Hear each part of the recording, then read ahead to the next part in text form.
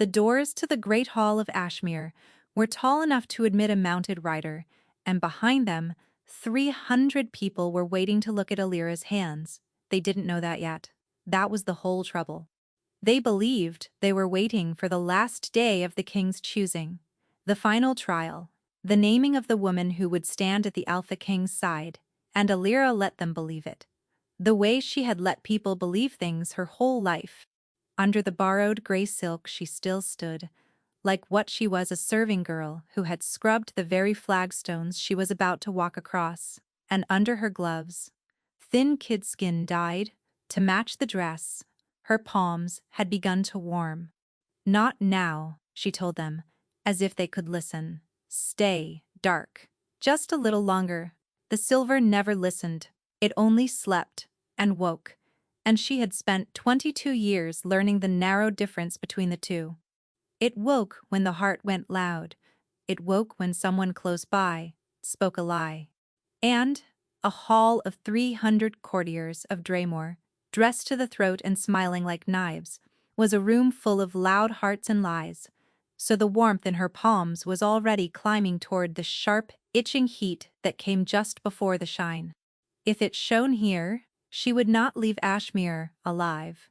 A generation ago the crown had hunted her mother's line to its last, and a silver hand found, breathing inside the king's own house, would be a story the pack told for 100 years. Alira knew exactly how the story ended. She had buried the people it ended with. A boy, in the herald's livery, slipped along the line of waiting candidates, counting heads, and Alira made herself breathe the way Hedda had taught her. Slow, from low in the belly, until the loud heart quieted and the silver eased back toward sleep. "You are not here for them," she reminded herself. "You are here for one thing, one boon." That was the old law. Nobody had troubled to strike from the books, because no one had needed it. Whoever won the king's choosing might ask a single thing of the crown, and the crown was oath-bound before its whole court to grant it. She did not want the king, she did not want the throne, or the silk, or the smiling knives. She wanted the one boon, and she wanted it badly enough to walk willingly into the mouth of the thing that had eaten her family. Ahead of her, the other candidates were the daughters of great houses, and they had been raised for exactly this. They knew which fork, which curtsy, which lord to flatter. Alira knew how to lay a fire, so it caught on the first strike, and how to disappear from a room before anyone remembered she'd entered it. Only one of those skills was going to help her now. The great doors began to open. Light came through the widening gap, and warmth with it, and the smell of beeswax and crushed winter herbs, and underneath all of it, the green copper scent of wolves. A whole court of them, shifters to the bone, with noses that could read a frightened girl clear across a crowded room. Alira had scrubbed her skin raw that morning with cold ash and river mint to smother her own scent, and did not know if it had worked. She would find out in the next 100 heartbeats. The herald filled his chest to call the first name. And through the widening gap in the doors, across the whole shining length of the hall, a man in beta black turned his head and looked straight at her, not at the door, not at the line of gowned daughters, at her, as though he had heard, under all that noise, one single sound that belonged to him alone. His eyes found her gloves first, then her face, and he began, very slowly, to smile. The herald called a name that was not hers, and a duke's daughter swept past Alira in a froth of gold, and for one blessed moment the man in black looked away. Alira used the moment to study him, because a hunted thing studies the hunter before it does anything else. He stood a half step below the dais where the king's second always stood, the beta, the hand that did the work the crown would not soil itself doing, younger than she'd expected. Tall, dark-haired, a jaw set like a closed door, and a stillness to him that the preening lords around him did not have, the stillness of a man who is killed and may again and feels no particular need to mention it at parties. When he moved, it was economical. When the courtiers laughed at something, he did not. On the high seat above him sat the Alpha King himself. Theron of Draymore was everything the ballads promised, and had clearly been raised on the promise. Golden, broad through the shoulder, beautiful in the loud way that made a room lean toward him. He wore his beauty like a man who had never once been refused. He was watching the Duke's daughter perform her curtsy with the mild interest of a man choosing a horse. That, Elira thought, is the man 300 women dressed for tonight. She looked at him and felt nothing but the cold arithmetic of her plan. Win, ask the boon, vanish. Then the herald reached the bottom of the roll of great names, frowned at his parchment as though it had personally insulted his family, and read the last line in the voice a man uses for something he has scraped off his shoe. Elira, of no house, servant of the West Kitchens. The laughter started before she had taken a full step. It moved through the hall the way fire moves through dry grass, quick, delighted, feeding on itself, jumping from mouth to mouth. A serving girl. In the choosing, some fool clerk had let a scullion's name into the king's own ledger, and the great houses of Dramore found it the funniest thing they had seen all season. Elira walked into the center of the laughter with her chin level and her gloved hands folded quietly at her waist, because running was the one thing that would finish her faster than staying, and because she had learned, long ago and at some cost, that a body can carry more than it thinks it can. Enough. The king raised one ringed hand, still amused, still amused. The law admits any who dare it. Let her dare. He leaned toward his beta and said, not troubling to lower his voice, Corin, she's yours to test. Do try not to frighten her out of her few wits before the first ordeal. So the beta had a name. Corin. He came down off the step. Up close, he was worse, not better, not cruel-faced, which she could have built an armor against, but keen, reading her openly, the way she was used to reading other people from the corner of a room, and it made the silver stir under her gloves in warning. He circled her once, unhurried, and the hall quieted to catch whatever sport he meant to make. A kitchen girl, Corin said, who thinks she'll win herself a king. His voice was low, and yet it carried into every corner. Do you even know what the victor of the choosing may claim? A boon, Elira said evenly. One thing, freely granted. And what does a scullion want so badly? She'll stand in that gown and be laughed at by every house in the realm to get it. He tilted his head. Him, a flick of his eyes toward the golden man on the throne. Older women than you have wanted him and gone home with nothing.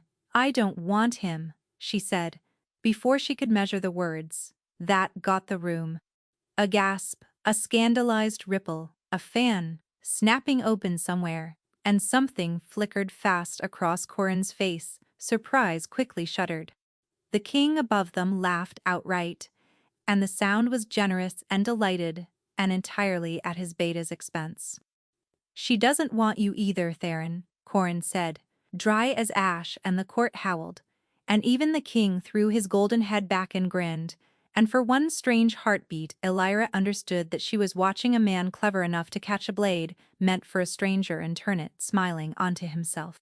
Then Corin's grin widened, and he made the single mistake that would cost him everything he had. The way clever men do, when the crowd is warm and a girl has surprised them into showing off. All right, kitchen girl. And a Krause. He spread his hands to the laughing hall, playing to them now. Them, win the royal trial, and I'm yours. My word before 300 witnesses, a beta's oath. He turned back to her, still smiling, still certain it was a joke, and that he was the one telling it. Now, the first ordeal is the trial of truth. You'll lay your hand, your bare hand, upon the oathstone, and it will tell this court whether you've lied your way through that door. The hall roared its approval, and Elira looked down at her gloves. The oathstone stood at the foot of the dais on a plinth of black iron, a rough dome of pale rock, ordinary as a loaf of bread, worn smooth in one place by 1,000 bare hands. Elira knew what it was the moment she saw it, because her mother's people had made things exactly like it, old craft witch work, though the crown that had murdered the witches would never call it that. It took the measure of whoever touched it, and spoke what it found. She could not touch it. Not with the silver waking under her gloves, humming now under her gloves like a struck wire. Bare skin on old craft, in a hall packed wall to wall with wolves. The stone would read her, and worse, the silver would answer it, palm to palm, and light the whole thing up like a beacon. There would be no hiding what she was. She could refuse, and forfeit, and walk out of Ashmere with nothing, back to a life of cold ash and other people's fires, and leave the one boon she needed lying forever out of reach. "We're waiting," Corin said. The smile was still on his mouth, but his eyes had narrowed, and she realized with a lurch that he had noticed the gloves again. Noticed she had not moved to take them off. Noticed the way a hunter notices the one deer in the herd that has stopped chewing. "Somebody has to make it worth the risk," Hedda had said the night before, the night she'd helped Alira into the gray silk. "You've been careful. Your whole life, girl. Careful, never got your brother home." Alira drew off the first glove. She did it slowly, finger by finger, because slow was the only speed that wouldn't shake. The kidskin peeled back, and the hall, which had been enjoying itself so enormously a breath before, went quiet in spreading patches, the way a pond goes quiet where a stone drops. The silence spreading outward from the people close enough to see. Because the skin beneath was not a kitchen girl's skin. Across Alira's palm, and down the length of every finger ran a fine tracery of living silver, thin as frost on a window. And as the cold hall air touched it, it did the one thing it always did when she was frightened. It began to shine. The light was faint at first, and then it was not faint at all. It threw the fine lines of her bare hand into sharp relief, silver white, unmistakable, and it lit the underside of the beta's stunned face from below, where he stood too close to step back from her with any dignity left intact. Somewhere in the packed crowd, a woman screamed, high and short, a man's voice, thick and hoarse, with the old inherited hate, said the word. They had every one of them been taught as children to say, like a curse. The great hall came apart at the seams. Nobles surged back from her as though she carried plague. A guardsman's blade hissed clear of its sheath. And above them all, the Alpha King rose from his golden seat, no longer amused, his beautiful face gone hard and pale. That line was ended, Theron said, and the flat, cold quiet of his voice was worse by far than any shouting. "I ended it myself, and I slept the sounder for it. Beta, take her hand off my stone, and take her head off her shoulders." Corin did not move. Elira saw it happen, saw the exact moment his own words caught up with him from behind and closed on him. "Win the royal trial, and I'm yours," a beta's oath, freely sworn. He had said it to shame her. He had said it as a joke. But a beta's spoken oath was not a joke, and had never been one. It was the load-bearing beam of the whole pack, the thing that made a wolf's given word worth more than any human's signed and sealed contract. And he had sworn it aloud in front of the entire court. "She hasn't touched the stone," Corin said. The king rounded on him. "What did you say to me?" I said. "The ordeal isn't finished." Corin's voice had changed entirely, the mockery gone out of it, something rapid and deadly moving underneath. "You commanded me to test her, my king. To test her. I set the test, her bare hand upon the oath stone, and let the stone speak. She has not touched it yet. If you kill her before the stone has spoken, then the choosing has been broken by the crown, and not by her, and every house that put a daughter into this hall will know their king voids his own law when it frightens him. He let that land. Or, let her finish.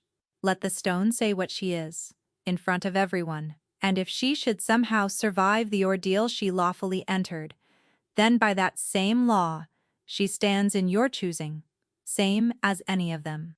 It was well made, and Alira, who had spent her life watching people, could only admire it even as she stood one word from her own death. He had trapped his king inside the king's own pride, the way he'd trapped himself inside his own oath. Theron's jaw worked, The great houses were watching him. Slowly, hating it, he sat back down. Then let her touch it, he said. And when it names her a witch and a liar, I will have kept my law, and I will still have her killed. Go on, girl. His smile came back, thin and vicious. Now, finish what you started. Alira looked at the oathstone. She looked at the silver blazing openly across her bare hand, past all hiding now, past every careful year she had ever spent. And she understood, with a strange calm, that the only way out of this room was straight through the thing she had spent her whole life running from. She reached out, and she laid her shining palm flat against the stone. The oathstone was warm. Elira had braced herself for cold, for the shock of old craft biting into her, but the stone met her shining palm like a hand held out in the dark, and something in it turned toward the silver, the way a flower turns toward light. She felt the whole hall stop breathing at once. She felt Corin, close at her shoulder, go utterly still. And then the stone spoke, not in words. Old craft never troubled itself with anything so small as words, but in a low, pure, sustained tone that rose up through the iron plinth and filled the great hall of Ashmere to the rafters. A single sustained note that every wolf in the room felt in their teeth. It was the sound the stone made for truth. There was no lie in her. That was all the stone could say of a person, and all it said. That the woman with the silver in her hands had spoken true when she entered, that she had lied her way through no door. That whatever else she was not false. The note rang and slowly died. And in the silence after it, the court of Draymore stood confronted with a thing that did not fit inside their hate. A silver hand, the daughter of the murdered line, standing at the oathstone, shining like a struck coin. That proves nothing, Theron said, but his voice had thinned to a wire because it plainly proved a very great deal, and every house in the hall had heard it prove so with their own ears. It proves she entered lawfully, my king. Curran stepped smoothly between her and the dais, a small movement easily read as a beta positioning himself to guard his king, and Elira alone was close enough to understand that he had put his own body between her and the throne. The stone has spoken, she stands in the choosing. He turned, and for the length of a single breath he looked at her, full in the face, and she could not read one line of what she found there. Congratulations, Silverhand, he said quietly. You've won yourself the right to die slower. They took her from the hall under guard, and Elira let them because the note of the stone was still ringing in her and she could not have run if she'd tried. They did not put her in a cell. That surprised her. They put her in a bare stone room high in the west tower, a bolt on the outside of the door, and a woman she knew waiting inside it. Hedda, gray, bent, sharp as a boning knife, who had smuggled a scullion's name into the king's ledger, and then talked her way onto the losing side of it, so that when they came for Elira, there would be one friendly face in the room. The old woman took Elira's bare, shining hand in both of hers without a flinch, and held it until the silver, sensing no lie and no malice, dimmed and cooled, and sank back toward sleep. Well, Hedda said at last. That went as badly as it possibly could. He didn't kill me. No. Hedda's shrewd eyes came up. He did not. And now I find myself wondering very hard about why that is. Elira did not have an answer for her, and she was spared having to invent one because the bolt drew back and the beta came in. He came in alone, which no jailer with sense would have done, and he shut the door behind him, which no wolf afraid of a witch would have done, and he stood with his back against the wood and looked at Elira across the little room for a long moment before he spoke. Put your gloves on, he said. She had them half off, tucked into her sash. She drew them on. It was, she understood, a kindness, dressed as an order. With the silver hidden, he could look at her without the whole story shouting at him, and so could she. When the leather lay smooth over the light again, he seemed to breathe easier, and so, to her surprise, did she? You understand what you've done, Corin said. You've made me your keeper. My oath binds me to you until the choosing ends. I cannot let another hand kill you without breaking my word. And a beta who breaks his word is no beta. Theron knows it. That's why you're in a tower and not a grave. He's waiting for the trials to do what he can't order me to do. He pushed off the door and crossed to the narrow window, keeping the width of the room between them. The careful distance, a man taking pains not to come near her, which she told herself was because of what she was. There are 3 more ordeals. None was designed to be survived by a scullion, let alone a woman the whole court wants dead. Do you understand? That I should withdraw. That you should, yes. That the sane thing, the living thing, is to lose the next ordeal quietly. And let me put you out a side gate before the king thinks to have it watched. He turned. So, why won't you? She looked at him, the closed-door jaw, the keen, unreadable eyes, the careful width of room he kept between them, and she made a decision she could not fully explain. She told him one true thing. Younger than me, by 3 years. When the crown came for our line, he was very young, too small to run, and too small to be any danger to anyone. So they showed him what passed for mercy. She put all the winter in the world into the word. They sold him north, into the salt mines under the Iron March, where the crown sends what it wants worked to death but not buried, where anyone can see he is 19 now. If the salt has left him alive, no coin buys a soul out of a royal mine, no law reaches into the march. But the winner of the choosing may ask one boon of the crown oath-bound, before the whole court. She lifted her chin. I don't want your king, Beta. I never did. I want my brother out of the dark. That is the only thing in the world I want, and the only road to it runs through these trials. So no, I will not withdraw. The silence stretched out long between them. Something moved behind Corinne's eyes, deep down, and she wished, fiercely, suddenly, that she had a bare hand on him in that moment, because she would have given a great deal to know what a man felt when he looked at a woman that way. He was quiet so long, she thought he would say nothing at all. The second ordeal is the hunt, he said finally, and roughly, as if the words were being drawn out of him. 3 days from now. They loose you into the king's wood at dawn with no weapon, and the pack hunts you until dusk. And if you're still breathing when the horns blow, you pass. He looked at her gloved hands. They'll expect a kitchen girl to die in the first hour, so we have 3 days to make certain you don't. We, Elira repeated. Corin's jaw tightened. My oath, he said, does not permit me to let you die. He said it like a man reciting a reason he had stopped believing, and then he rapped twice on the door to be let out. And he was gone before she could find the shape of what had happened, that she had walked into Ashmere with no ally in the world, and walked out of its great hall with the one man sworn to keep her breathing. Behind her, Hedda made a low sound in her throat. Girl, the old woman said slowly, wolves don't guard what they mean to be rid of. They gave her 3 days, and Corin gave her every one of them. He came each night, always alone, always drawing the bolt loud enough that the guards would hear him securing the witch, and each night he shut the door and set the width of the room between them and taught her how to stay alive in a wolf's wood. Not how to fight. A human woman could not fight a pack, and he did not waste either of their breath pretending otherwise.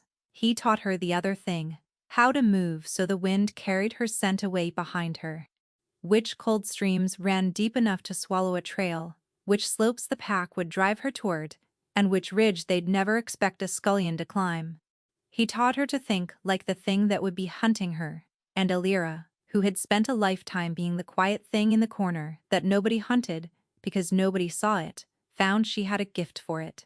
On the second night she asked him plainly why he was truly helping her, and he gave her the oath, again, flat and final. And she let him have it, because she had begun to understand that the oath was the wall. He stood behind the way, she stood behind her gloves. On the third night, someone else reached her door first.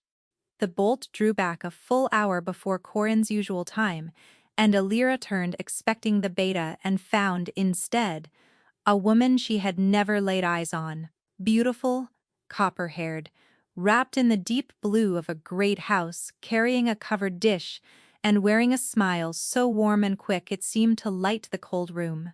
"You poor, poor thing," the woman said, sweeping in as though the tower cell were her own morning parlor, and she its gracious mistress. "Shut up here with that dreadful old crone and nothing decent to eat. I'm Odile." She set the dish on the stool. "My father sits on the king's own council, and I am simply scandalized by the way you've been treated." And before Elira could step back, Odile had taken both her gloved hands warmly in her own and squeezed. "A woman alone in a court like this needs a friend. Let me be yours." She was good. Elira gave her that. The warmth was flawless, the outrage pitched to the exact note. The friendship offered precisely as a frightened, friendless girl would most want to receive it. If Elira had been only what she seemed, a scullion in over her head, she would have wept with gratitude and poured out everything to this kind stranger, but Odile had taken her by the hands.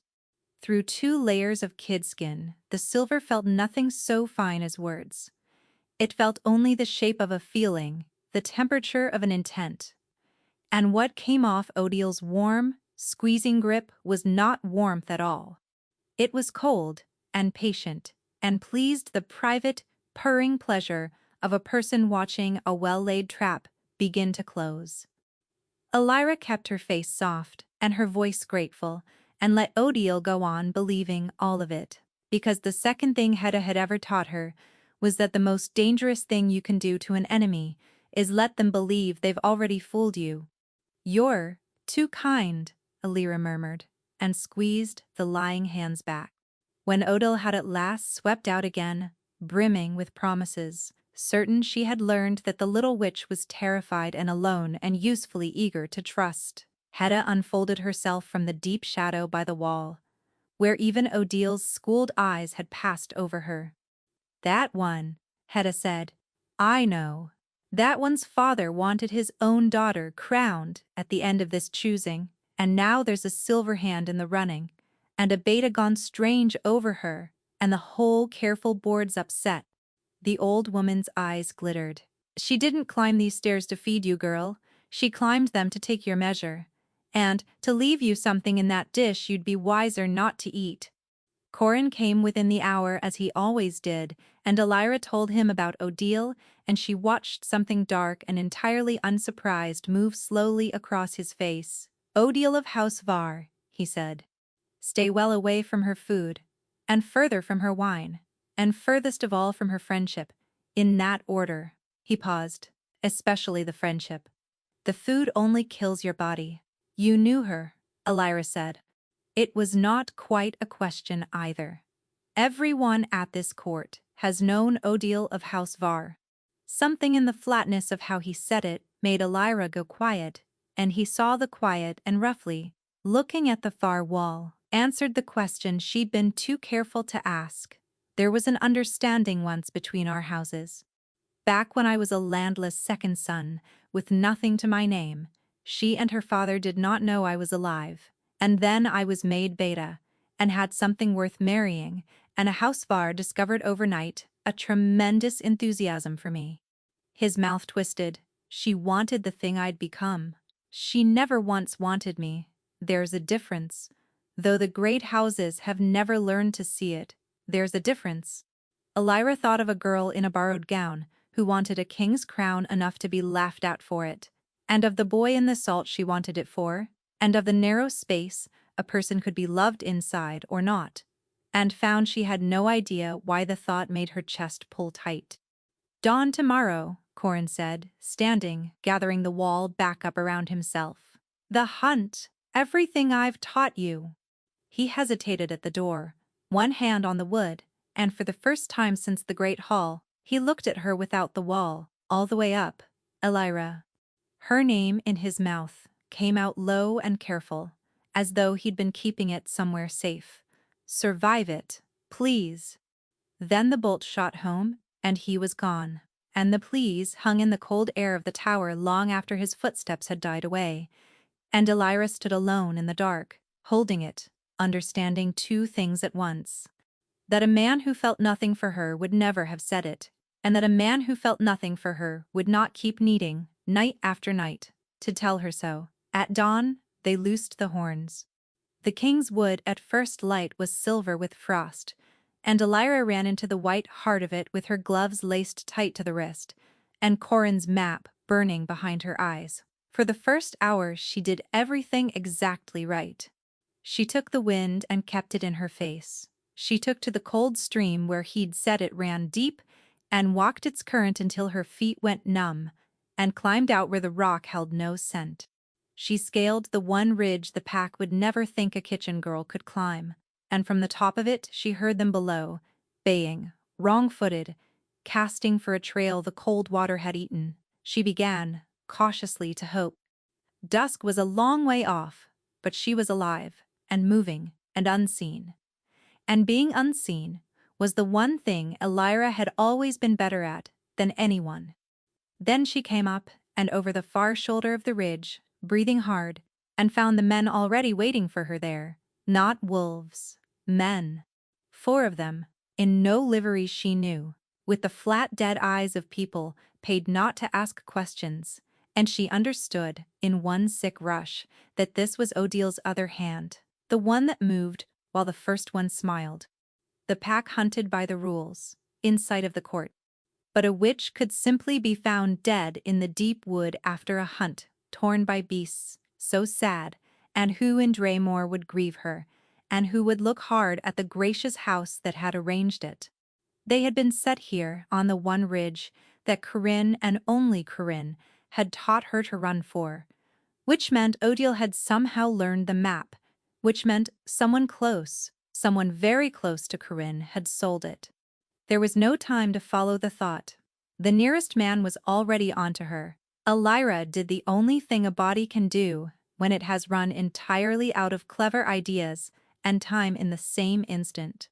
She tore the glove off her right hand with her teeth and seized his bare wrist where his hand was closing for her throat, and the silver, wide awake and terrified and past caring, now who saw it, blazed up white and poured into him. Not as a weapon. She had never had a weapon, only the reading.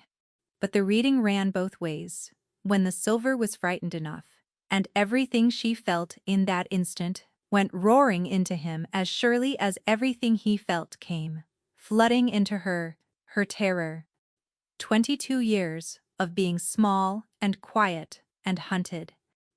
It struck him like the kick of a warhorse, and he went down screaming into the frost with both hands over his eyes, and the other 3 rocked back at the sight of a witch lit up like the moon in the middle of the king's wood. That bought her exactly as long as it takes a paid man to be ashamed of flinching from a girl. Then all 3 came at once. She would have died on that ridge. She knew it even as she scrambled back through the snow, one bare shining hand and a scullion's body against 3 armed men on a frost-slick slope, with the horns of the hunt too far to hear her scream. She got one good handful of a second man's face, and felt him buckle away howling, and then a blow she never saw caught her across the temple, and the white wood tilted, and she was down in the frost, with the breath knocked out of her, and a heavy boot drawing back to finish it. A shape came out of the black trees so fast that for one whole second it did not read to her eye as a man at all. It read as the space a man leaves when he stops pretending to be one, half-shifted, vast, black-furred, all shoulder and jaw and fury, and it took the 3rd man off his feet and into the trunk of an oak hard enough that the sound stopped everything in the wood. Corin not with the pack. Not by the rules. Not anywhere a king's beta was supposed to be that morning, but here, off the map, as though he had trusted his own lessons, so little he'd shadowed her the whole way from the starting horn. He put himself between Elira and the last 2 men standing, and made a sound she had never heard a person make, low and rising and murderous, and the 2 paid men took one look, and decided that whatever coin they'd been given did not cover this, and ran. Then it was quiet, only the frost, and her own blood loud in her ears, and Corinne turning back to her, his human face coming up out of the wolf's, his eyes still wild in a way that had nothing to do with the fight. "Your hand," he said, hoarse. "Elira, your hand." She looked down. Her bare right palm was still shining, faint now, and where he had gripped her arm to haul her up out of the snow, his fingers had closed over the naked silver, skin to bare skin, no glove and no width of room left between them at all. And she felt him. The silver read every wolf alike, without mercy and without permission, and it read, "Corin now in a single drowning flood," and what was in him was not the cool distance he had worn for 3 nights like a second coat. It was a wanting so old and so long buried it had gone quiet under the weight of being denied. And under the wanting threaded bright through the whole of him, a single certainty, so blinding it drowned out even the silver's own frightened light. A word his wolf had known and answered from the moment she first stood, gloved and terrified, in the doorway of the great hall. And he had turned his head across 300 people as though he'd heard someone, at last, call him by his true name, Mate. Elira's breath stopped in her chest. Corin saw her face change, saw the precise instant the silver told her the thing he had been strangling for 3 nights, and the horror that broke across his features was worse than any hatred the court had shown her. He let go of her hand as though it had burned him. "No," Corin said to her, to himself, to the whole white and listening wood. "No, you didn't feel that." Far off, faint and clear through the frozen trees, the dusk horns of the hunt began, at last, to blow. They called the third ordeal the trial of the court, and it was the cruelest of the 4, because it did not pretend to be about survival. It was about spectacle, and about breaking her where everyone could watch. Elira was made to stand alone in the very center of the great hall, while the assembled houses of Draymore circled her at their leisure and put their questions to her. Any question at all, however barbed, with the oath stone at her feet the whole while, to catch her in the smallest lie. The ordeal had been built to shatter the composure of some sheltered lady, in front of the very court she would one day rule. On a scullion who had spent her whole life keeping her face still, while people said unspeakable things 2 feet from her ear, it broke nothing. She answered every question plainly. She let the stones sing her true over and over, until the court's appetite for the game began to sour, because there is nothing so disappointing to cruel people as a target that will not flinch. Corin stood the whole while at the king's right shoulder, where a beta belonged, and he had not spoken a single word to her since the wood, since, "No, you didn't feel that."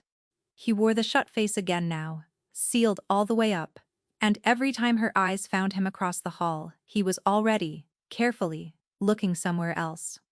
But once, only once, when a fat marquess with wet lips asked her whether a witch could truly love at all, or whether the creatures could only ever counterfeit the thing, she saw Corin's hand close, hard and white-knuckled, around the carved back of the king's own chair, and she thought, with a small, fierce leap under her ribs, "The wall is thinner than he believes."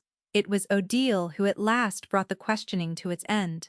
She rose gracefully in her deep midnight silk, radiant with false and shining sympathy, and declared that surely the court had tested the poor girl's honesty enough for one evening, so why not, instead, let her show them something warmer? A toast. Let the silver hand raise a cup to the king she so boldly hoped to win, and let all of them drink it down together, and so put this whole ugly business handsomely behind them. It was so gracious, so generous, so perfectly gowned in kindness, that half the hall murmured approval, and a page was already stepping forward with a tray of filled cups. And Elira watched Odile's flawless smile and felt, even across the room, even through no touch at all, the cold, purring pleasure of a trap swinging shut. She would not drink, she had decided that much before the cup was even poured, but she had badly misread which cup was the trap. Because the trap, she understood 1/2 second too late, had never once been the cup at all. The page stumbled. It was beautifully done, A servant's small, clumsy trip, a heavy tray tilting, a full cup flung wide and bright into the air, and every single eye in that hall, wolf and human alike, went helplessly up and after the arc of the spilling wine. Which was the entire point of it, because, in that same stolen half-second, from the black shadow of the gallery high above, a crossbow that Alira never saw was loosed straight down at her heart. She heard it, though. A girl who has been hunted learns the sound a loosed bolt makes in the air. She turned her whole body toward the sound of it, with no time left in the world to do anything more than turn. Corin was already moving. He did not shift. There was no room for it, and no time, and no breath. He simply threw his own body into the space where hers had been, exactly the way he had thrown it in the wood. And the bolt that had been forged to bury itself in a witch's heart took him instead high in the chest. And the sound he made was not a wolf's sound at all, it was a man's.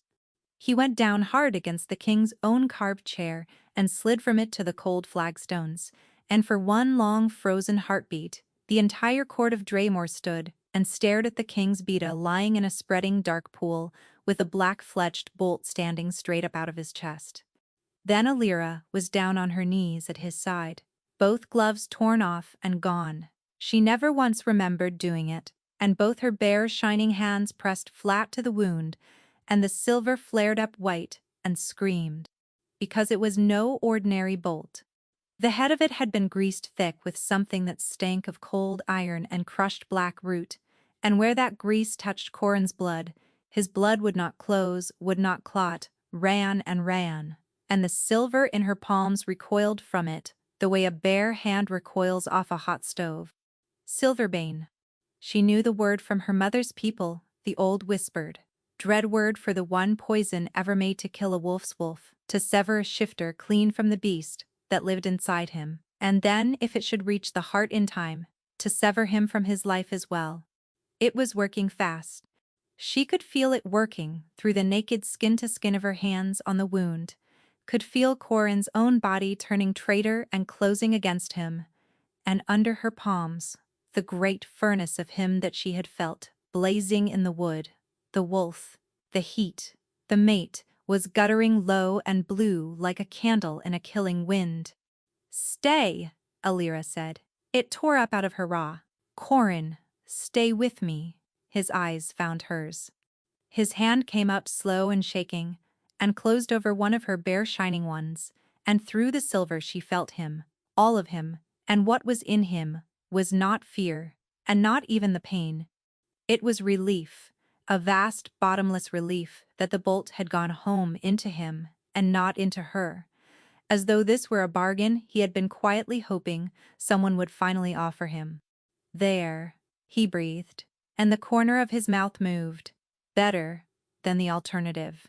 And then his hand went slack and heavy in hers, and the silver reached down into him seeking the furnace and found the wolf all but gone.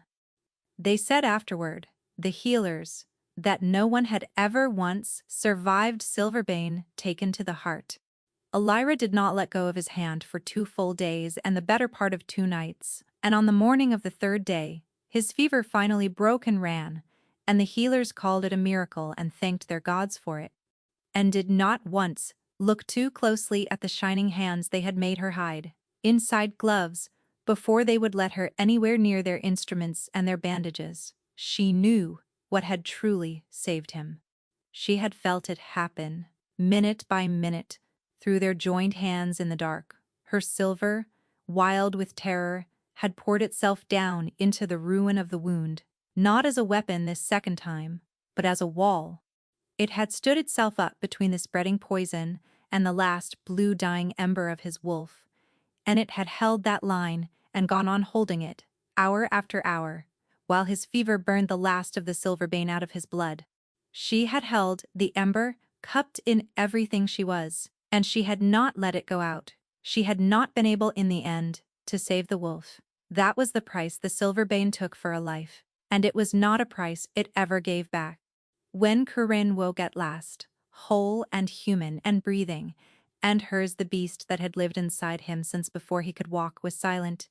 He could not shift. He could not feel the low pack sense that had run warm beneath his skin his entire life, could no longer hear the wordless chorus that every wolf in Draymore lived their days and nights, inside of a music he had never once had to think about, because it had simply always been there. For a shifter, it was a particular kind of deafness, a kind of blindness, a whole warm crowded room gone suddenly and permanently dark and cold and empty. And for a beta, the king's second, whose entire standing in the world rested on being the strongest wolf in any room save the king's, it was a good deal worse than a clean death, because a clean death at least kept a man's dignity. A wolfless beta was a joke the court would be telling, behind its jeweled hands for a generation. He bore it the only way she had ever seen him bear anything. Quietly, jaw shut tight, refusing on principle to be seen to bleed. He thanked the healers by name. He made no complaint at all when he had to be lifted, the first days, from the bed to the chair.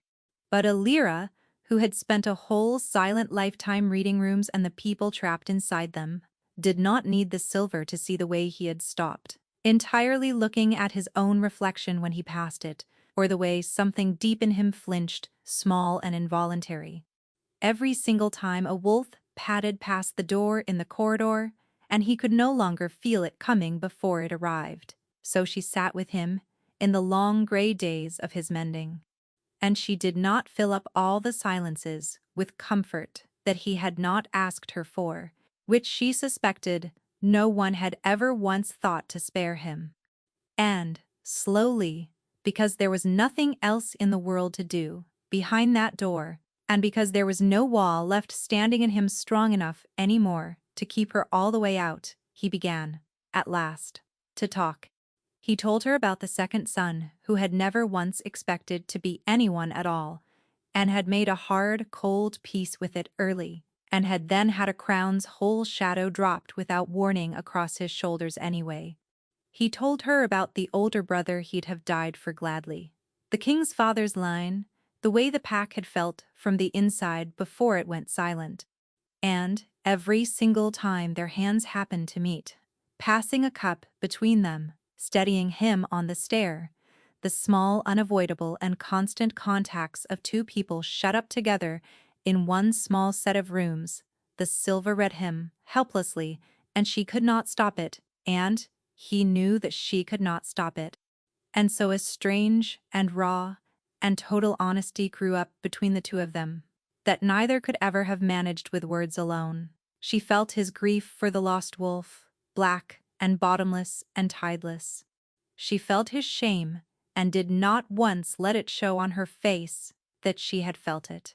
And she felt, threaded, bright and stubborn under every other thing in him, refusing to die no matter how grimly and how constantly he strangled it, the thing from the wood, the certainty. Mate! Fainter now, the silverbane had dimmed even that, banked it low, but there. Still there, a single low, steady light, burning on in the dark of him. You should hate this, he said to her, once, low, not looking at her. His hand was resting in hers. He had not pulled it away, and the not pulling away was its own quiet kind of confession, and they both knew it was feeling. All of it. Every ugly thing a person's got in them. Having no wall of your own to put up against anyone, ever. I did hate it, Alira said quietly. For a very long time I hated it more than I hated the curse of the day and night. For 22 years I could not lay a hand on a single living soul without knowing exactly what they truly meant underneath. Every kind word that was really a knife, every warm smile with something cold waiting behind it. Do you have any idea how lonely a thing that is? To be told, over and over, by your own two hands, that not one person who is smiling at you means it? She looked down at their joined hands, at the silver glowing, soft and low and quiet against his skin, reading nothing at all in him now, but the old grief, and that one stubborn buried light. And then, she said, and for the very first time in my whole life, the thing I felt underneath a person was the same as the thing I could see on top of them. You have never once lied to me, Corin, not once. The silver would know it in a heartbeat if you had. You are the only person alive that it has never had to warn me about. He turned his head then and he looked at her, really looked. The closed door standing all the way open at last, nothing left behind it now but the man. And whatever it was he might have said to her next was lost forever because the door of the room banged open and Hedda came through it white-faced. A folded square of paper, crushed in one fist and raw terror in her old eyes, and said, "Girl, I know who sold the map of the hunt, and you are not going to believe me when I tell you who he answers to." They ran that same night. Not far, there was nowhere in all of Draymore far enough, but Hedda knew of a hunting lodge, deep in the pine country, a half-day's hard ride from Ashmere, shuttered and shut up and forgotten since the old king's death. And she knew the aging steward who still kept its key on his belt out of habit. And so, by the cold gray dawn, the three of them and one wolfless beta were behind its heavy shutters, with the dust swept back, and the first fires in years crackling in its grates. The king's court, when it woke, would believe that the frightened Silverhand had simply fled in cowardice on the eve of her final ordeal. "Let them believe it," Hedda said grimly, banking a fire. A few days bought was a few days more alive, and they had best spend them well. To anyone else in the world, it would have looked like nothing but exile, a disgraced witch, and a broken beta run to ground in a dead man's dusty lodge. But to Alira, waking on the second morning to clean pine light, coming gold through the gaps in the shutters, with no living soul anywhere near enough to lie to her, it felt like the very first safe air she had drawn into her body since she was 6 years old and small enough to be carried out of a burning house in her mother's arms.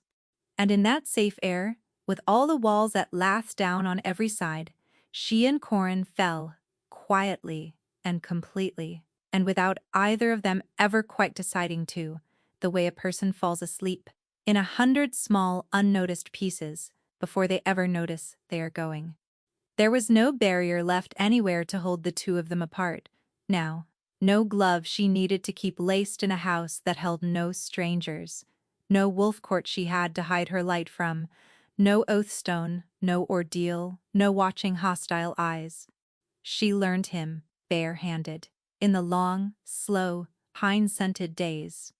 She learned exactly what his gratitude felt like under her palm, and his dry, buried humor, and the whole unfamiliar shape of him laughing, rusty at first, and cautious, like a man handling a tool he has half forgotten he ever owned.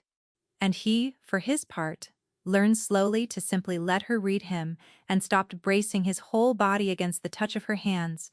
And one afternoon, by the cold hearth, he took her bare hand and pressed it flat against his own chest, over the healing scar, and held it there. Everything that was in him, and it was the bravest thing she had ever watched anyone do. They walked out together in the mornings through the lodge's old gardens, gone soft and wild and lovely with years of neglect. She pushed back the tall grass so he could manage the paths. He told her haltingly, and then not haltingly at all, about the boy, who was never meant to be anyone. She told him in her turn about the shuttered childhood, the closed rooms, the tutors sworn to secrecy, the mother who taught a small girl to breathe slow and keep her hands hidden and her chin always up. She told him about the burning, most of it, and for a handful of stolen days in the pines, two people who had each been, their whole lives, no one at all's first choice were, to one another, quietly, the only choice there was, or had ever been. It was Hedda's folded square of paper that ended the piece, in the end, and it ended it, thoroughly, and for good. The map to the hunt had indeed been sold. That much Hedda's bribed and frightened clerk had traced true, sold by Selwyn the trial master himself, the very man who set and oversaw each of the 4 ordeals. But Selwyn had not sold that map to Odile of House Var, whatever Alira had assumed on the ridge. Odile, it turned out, had only ever been a hand. The coin that moved Selwyn had come from higher up, and higher still, and Hedda's clerk had followed the thin, cold trail of it all the way up through the king's own household accounts. Before his nerve had finally broken, and when they laid it all out, flat on the lodge's dusty table, by candlelight, every piece of it together, the payments, and the routes, and the dates, the silver bane that could only ever have come out of a royal armory, the assassin in the gallery who had worn no house's colors at all, because he answered to the one house in the realm that needed to wear none. The shape that stood slowly up out of the scattered pieces was a crown. Theron, Elira said.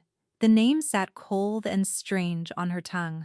It's been the king. From the very first, he's been trying to have me killed since the moment the Oathstone sang me true. Since before that, Corin said, and his face had gone gray and still. He had served this man for years, had bled for him, taken counsel from him, stood at his right shoulder through 100 long counsels, had taken a bolt in the chest not 3 feet from him, and now Elira watched him understand, piece by cold piece, exactly whose chair he had been standing beside and guarding when that bolt was loosed. A silver hand doesn't only read a room, does she? He said, slowly, working it out aloud. Your line, that's the real why of it. That's why they were truly purged. It was never the fear of witchcraft, whatever the ballads say. It was the fear of the truth. You can lay one bare hand on a man and know exactly what he is. Underneath all his smiling, a throne can survive a very great many things, Elira. He looked up at her. It cannot survive that. And so at last Elira told him the final piece. The piece her mother had breathed into her ear on the night of the burning, with the roof already alight above them. The piece she had carried, locked in her chest, for 16 years, and never once dared to say aloud to a living soul. The Silverhands had not been purged for any crime. They had been purged for a witnessing. Theron of Draymore was not, and had never been, the true-born alpha of the realm.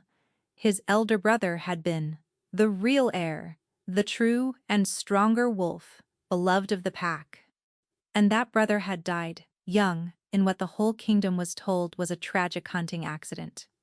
An accident that 3 Silverhands invited to court in good faith to lay their blessing on the smooth succession, had each in turn taken the grieving second son's hand to comfort him, and known instantly and beyond any doubt was no accident at all. They had opened their mouths to say so there in the hall, before the assembled court. They had not been permitted to live long enough to finish the sentence. And the freshly, hastily crowned King Theron had called it a witch's plot against the crown, and had turned the whole terrified realm's oldest hatred loose upon her mother's line, and had hunted them down to the very last, to bury, under all that ruin, the one single truth in the world that could still unmake him. That the Golden Alpha King of Draymore had murdered his own brother, and lied, and destroyed an innocent line to keep it quiet, and had ruled ever since on a throne he had no more right to than the brother he had lost to the salt mines. He can't ever let the last living Silverhand win his choosing, Corin said, very slowly, into the silence. He can't let you come within 1 arm's reach of him with your hands bare, in front of the whole assembled court that put him where he sits. No, Elira agreed.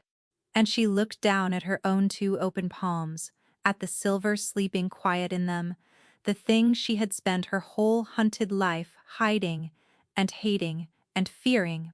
And for the first time she could ever remember, it did not look to her like a curse laid on her at all. It looked like a key that had been forged for exactly 1 lock.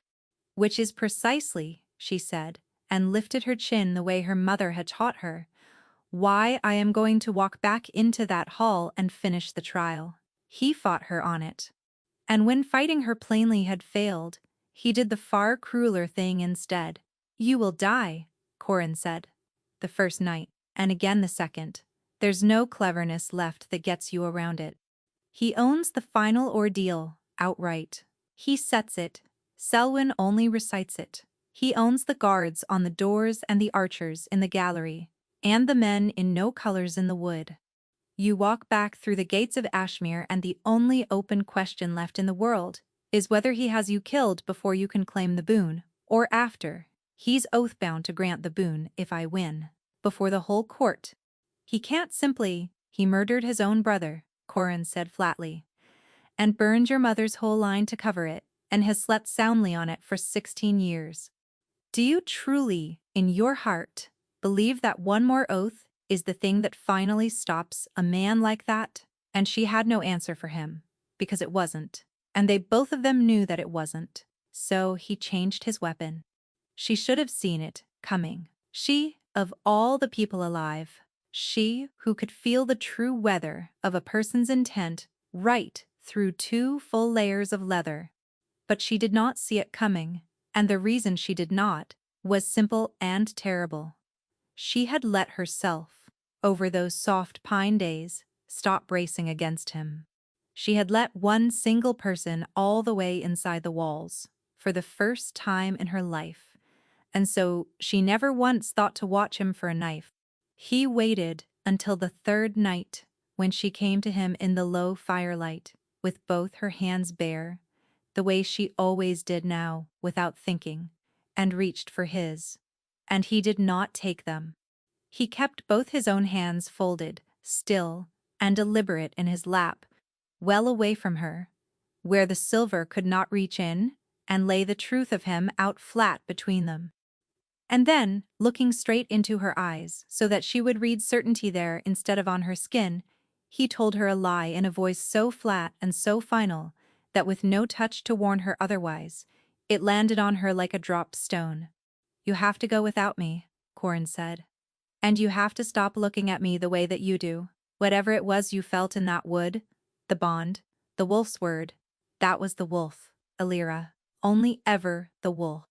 And I have no wolf anymore, do I? It died on the stones of that hall, with the silver bane in it. Whatever it was that chose you, it isn't in me to choose you now, because the thing that did the choosing is gone. I'm a wolfless, ruined man in a chair, who will slow you down and get you seen and get you killed. And one day, when all of this is a long way behind you, you are going to want a whole life and a whole mate to share it. And you are going to thank me on your knees for having the sense to say so now. He made himself hold her gaze through every word of it. Take the boon. Free your brother from the dark.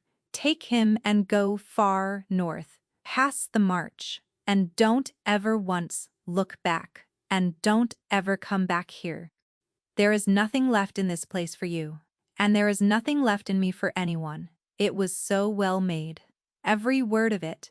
It was aimed, with a marksman's cold care, at every last soft and secret place she had, at her guilt for the wolf she had failed to save, at her oldest and deepest fear of being wanted only halfway and pityingly, at the small gray certainty every scullion carries in her bones, that she is and always will be no one's true first choice. It would have worked. It would have worked perfectly, cleanly, kindly, on any woman in the whole wide world who could not do the one single thing that Elira could do. But she had spent every year of her life learning, at great cost, the exact and narrow difference between a truth and a lie. And she had spent these last stolen weeks learning him. Every look, every silence, every tell. And a man, she had discovered, does not have to be touched to be read. Not once you have sat across a low fire from him, night after night, and watched his hands and his mouth and his eyes give him away 100 times over. You're pursing your lips, Elira said very quietly, into the firelight. You always do that. Right before you say a thing you don't believe. You did it the whole time you were just now speaking to me. Every word. Corin's carefully held face broke, just slightly, at one corner. I don't need my hand on you to know when you're lying to me, Corin, she said. I've never needed it, not with you.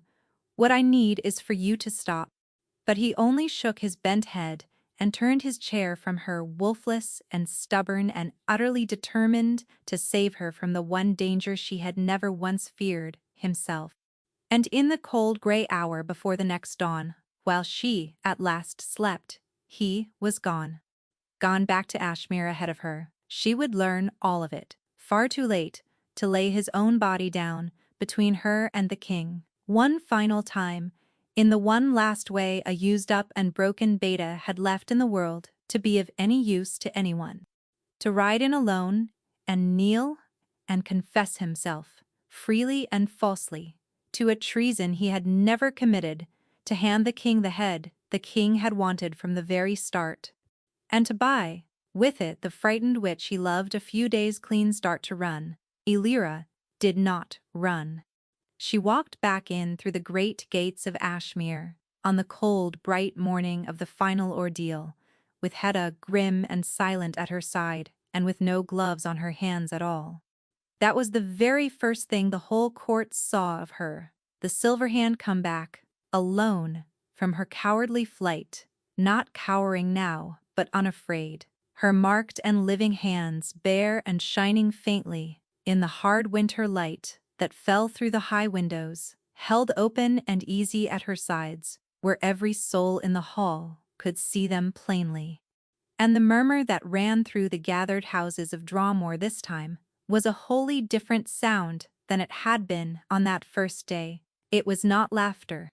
They had stopped laughing at the kitchen girl somewhere in the long weeks between the singing of the oathstone and the black-fletched bolt that had felled the king's own beta on these very stones. Theron sat on his golden throne, and beside it, below it, in heavy chains, on his knees, was Corinne. So, he had done it, then. Elira's heart lurched once, hard, and then went very cold, and very still, and very clear. The king, a herald, was already proclaiming to the hall in a high carrying voice, had graciously seen fit to let it be known that the Beta Corin had conspired all along with the witch, had betrayed the sacred hunt to her, had freely and fully confessed his black treason of his own accord, and would therefore be put to death at the close of this final ordeal, his very wolflessness taken as proof enough of his corruption. For what but dark and unnatural witchcraft could strip a born wolf of his beast? It was a tidy story. Elira had to grant the murderer that. It was beautifully tidy. It disposed of the one inconvenient, dangerous, honest man left near the throne, and it painted the king himself in the same clean stroke as both the grievously wronged lord and the merciful one.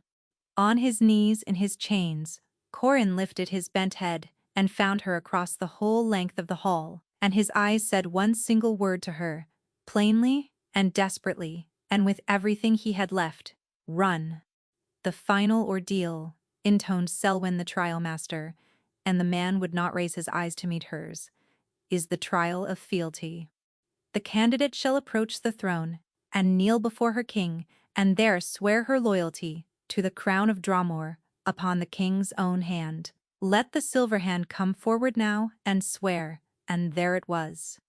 The trap and the gift, both, folded into one, exactly the way the whole terrible month had been folded from the very beginning.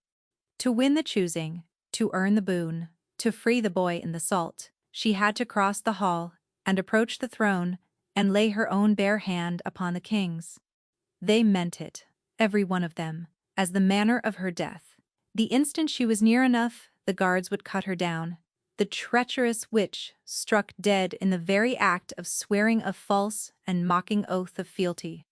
But Theron, in all his golden cleverness, in his absolute untroubled certainty that she was only a small frightened thing to be managed and disposed of, had made one single error that not one soul in all his lie-built court had the knowledge left to warn him of. He had commanded her to touch him. Elira walked the long length of the great hall of Ashmere, toward the golden man who had burned her whole family out of the world and sold her brother into the dark. She felt the guards stiffen and ready themselves along both walls as she passed. She felt Corin straining silently against his chains. She felt Hedda's held breath behind her and 300 loud and frightened and hating hearts all around her, and the silver, rising warm and awake in her open hands to meet all of it. And she climbed the shallow steps of the dais, and she knelt down before the Alpha King of Draymore, and she looked up into his beautiful, confident, untroubled murderer's face, and she reached up and took his offered hand in both of her bare and shining ones. The silver did not scream this time. She did not let it. She had spent her entire life learning, breath by breath, how to keep it quiet and small and sleeping, and now, for the very first time, she did the opposite thing, on purpose. She reached down into the joined contact of their hands, and she poured herself into it, and then she pulled, dragged the whole buried truth of him up and out through his own skin, the way the oath stone dragged truth up out of a body, but where the old stone had only ever sung what it found. The living silver in a true silver hand's hands could take a truth and make it speak. It lit up blinding white between their two joined palms, bright as a fallen star, and every wolf in the packed hall felt it ring in the roots of their teeth, and Theron of Drawmore's own voice came climbing up out of Theron of Drawmore's own throat entirely without his leave. "I killed my brother," the king said. He tried to stop. She felt him try, felt him strain against it with everything he had. He could not.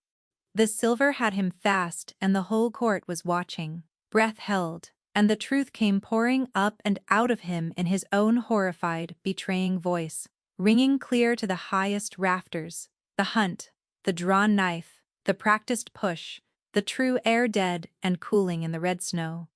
The three silver hands who had taken his hand at the blessing to comfort him and known, in an instant, what he had done, the lie he had built over it, while their bodies were still warm, a witch's plot, a plot against the crown. The purge he had loosed to bury them. The purge. The burning of the line. The youngest survivor sold away north into the salt, where the questions no one wished to answer would be worked quietly out of him. 16 full years of buried, rotting truth came heaving up out of the murderer's own mouth, into the ringing silence of the court he had built on top of the graves. She heard a woman 2 rows back begin to weep. She saw an old lord who had served the true heir go gray to the lips.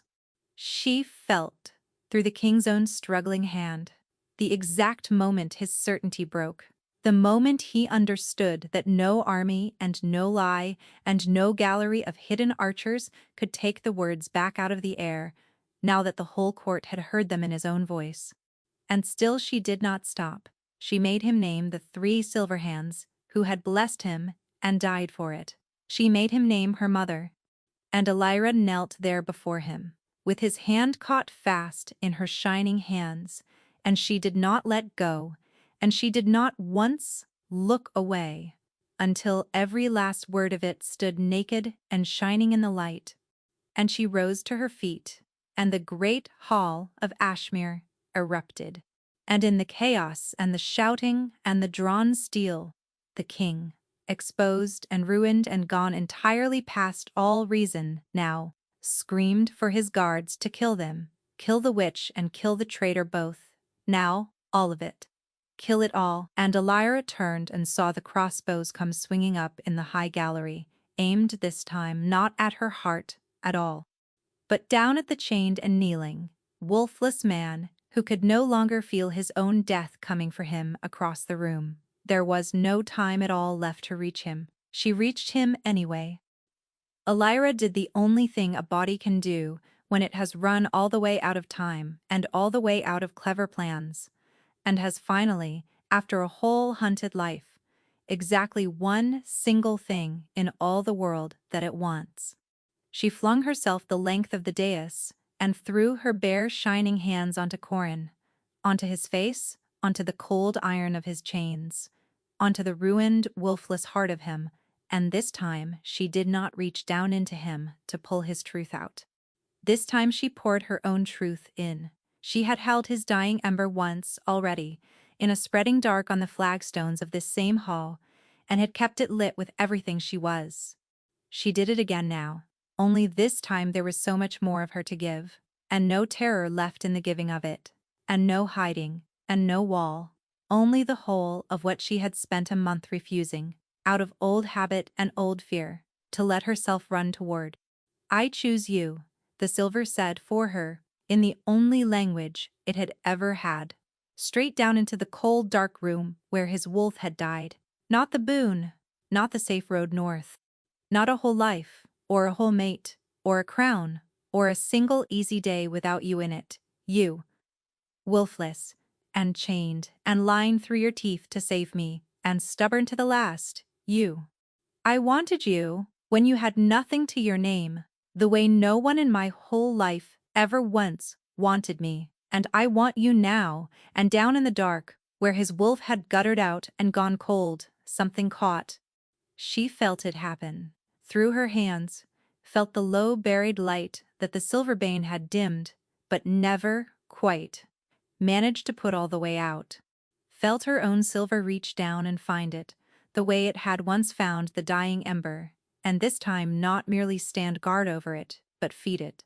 Felt the mate bond, the thing his wolf had known and named in a crowded doorway a whole lifetime ago, blaze up at last between the two of them and complete itself, with no barrier left anywhere in the world to stop it, and come pouring back the other way, into her so that for one held heartbeat she could not tell where she ended and he began. The chains were nothing, the gallery and its crossbows were nothing.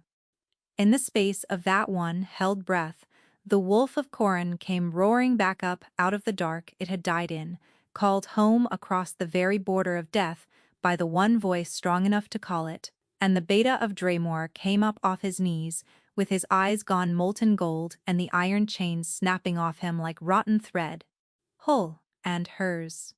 And between the two of them standing there, and the king's own confession still ringing and echoing in the rafters overhead, the men in the gallery slowly, one by one, lowered their bows, because there is a point past which even paid men will not spend their lives for a murderer the whole world has just heard confess.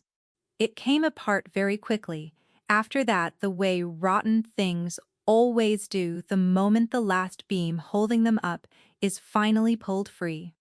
The great houses that had built their whole futures on the golden lie of Theron's reign would not lift a single hand to stand between him and the enraged wolves who had just learned, all at once, the true fate of their beloved, lost House Var, which had schemed, and poisoned, and murdered for 2 long generations to set a daughter beside that throne, fell with it, and further than it, its name struck from the ledgers by nightfall, and Odile fled Ashmere before the moon rose north, and fast, to lands where the news had not yet reached, to spend the rest of her days listening for a loosed bolt in the air behind her.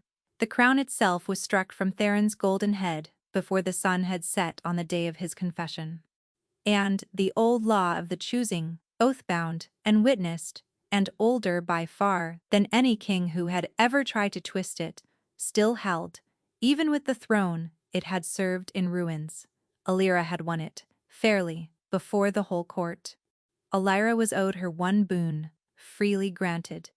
And the shaken council that rose out of the wreckage of Theron's reign granted it gladly, glad of anything that might make them look just to a realm that had just learned how badly it had been lied to. She did not ask them for a crown. She had never once, in her whole life, wanted one. She asked them for a boy in the salt. They rode north together in the first warmth of spring, to fetch him home, Alira and Corin, whose restored wolf now ran alongside their carriage for whole green miles at a stretch, for the sheer joy of running again, and who had stopped, somewhere on that long road, pretending there was nothing left in him for anyone. The salt mines under the Iron March gave up their deadened life slowly, and only under a council's sealed writ, but in the end, no coin changed hands, because a true silver hand and a full-blooded beta at the head of a royal warrant opened doors. Tam was 19 years old, and gray to the bone, with a long dark, and thin as a reed, and he did not believe the tall, shining woman was his sister, could not had been 3 years old and had no memory of her face, until she knelt down in the salt and the torchlight and drew off both her gloves. The light, he had been far too small, once, to remember. The light their mother had. You came, he said. His voice had gone rough and strange from disuse. I always said that I would, said Alira. though she had set it only ever into the dark, alone, for 16 long years, and had never once, in all that time, truly let herself believe that a single living soul could hear her say it. They stood together, that summer, in the wide courtyard of Ashmere, the three of them, with Hedda grumbling contentedly, a step behind, and Corin's warm hand resting easy at the small of Alira's back, on the very flagstones that Alira had once, not so very long ago, scrubbed clean on her raw and reddened knees, while the great houses stepped over her without a glance. And those same great houses could not look away from her now, and could not, any of them, have said aloud what it was that had changed about the kitchen girl in the borrowed gown, only that everything had. Corin's hand found hers, bare palm to bare palm, warm, no glove and no leather and no wall left anywhere between them, and through it, she felt exactly what she saw written plain on his face, the same thing, top and bottom, at long last, the way it had been every single day since the wood. The two of them, finally, wholly, the same. They had each of them been, their whole lives, no one at all's first choice. They had chosen each other. And the silver, awake and shining softly in her wide-open hands, had nothing left in the whole bright world to warn her about. Thanks for listening. I truly hope this one stayed with you a while. Here's what I honestly want to know before you go. Was Corinne right to lie to her and try to give her up, believing that a wolfless man in a chair had nothing left worth offering her? Or was that the single most selfish thing he could possibly have done, all dressed up and disguised as a sacrifice? Tell me. Down in the comments. I read every single one of them, and I mean that. And if you'd like another long story just like this one, well, you already know exactly what to do.